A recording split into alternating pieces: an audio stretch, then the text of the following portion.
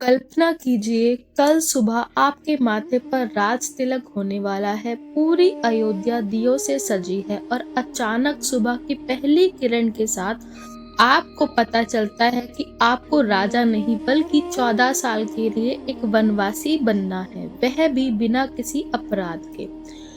ज्यादातर लोग इसे केवल एक पारिवारिक झगड़ा समझते हैं, लेकिन वाल्मीकि रामायण के अयोध्या कांड को गहराई से पढ़े तो समझ आता है कि यह सत्ता और सत्य के बीच का सबसे बड़ा युद्ध था।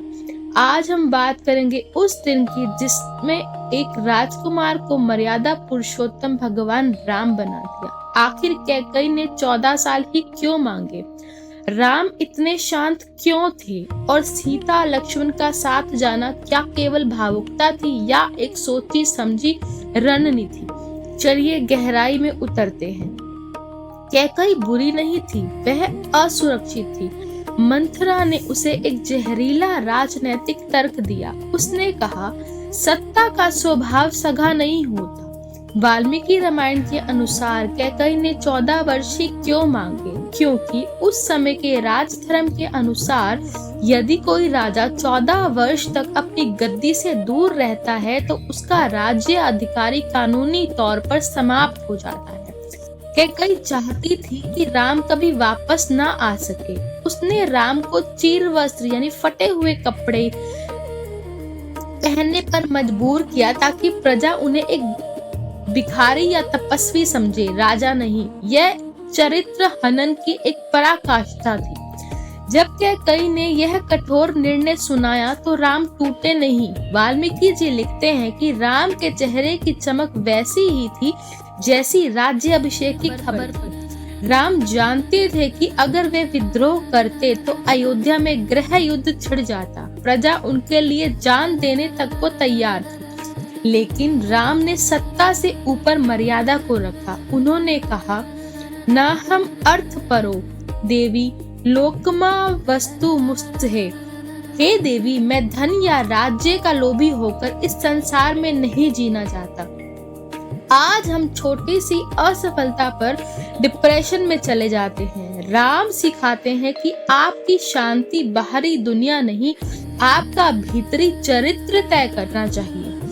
अक्सर लोग सोचते हैं सीता और लक्ष्मण बस पीछे पीछे चल दिए। नहीं, उनके पीछे ठोस तर्क थे। सीता का अधिकार। राम ने सीता को वन की कठिनाइयां गिनाकर डराने की कोशिश की। तब सीता ने एक क्रांतिकारी बात कही, क्या मेरे पिता जनक ने आपको पुरुष के रूप में एक स्त्री समझकर अपनी बेटी सौंपी थी, जो आप अपनी पत्नी की रक्षा करने में डर रहे हैं?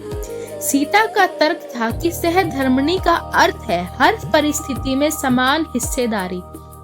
उन्होंने महलों के ऐश्वर्य को स्वैच्छिक दरिद्रता के लिए त्याग दिया।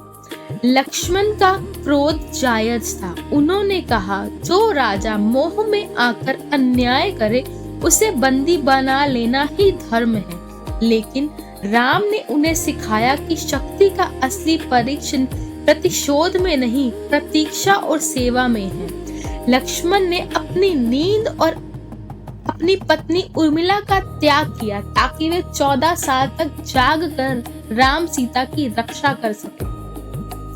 साथियों, रामायण का यह 5वां दिन हमें 3 बड़े सबक देता है। कैकेयी से सीखें कि असुरक्षा के लिए किए गए निर्णय हमेशा विनाश लाते हैं। सीता और लक्ष्मण से सीखे, रिश्ते केवल सुख के साथी नहीं होते, वे संकल्प के साथी भी होते हैं। श्री राम से सीखे, वनवास अंत नहीं है बल्कि ये खुद को तराशने की एक ट्रेनिंग है। अगर राम वन न जाते तो वे रावण का वध कभी न कर पाते। आपका आज का संघर्ष भी शायद आपकी ट्रेनिंग का ही एक हिस्सा है। आज आपसे एक सवाल है, अगर आप राम की जगह होते तो क्या आप पिता के उस अनुचित वचन को मानते या लक्ष्मण की तरह विद्रोह करते?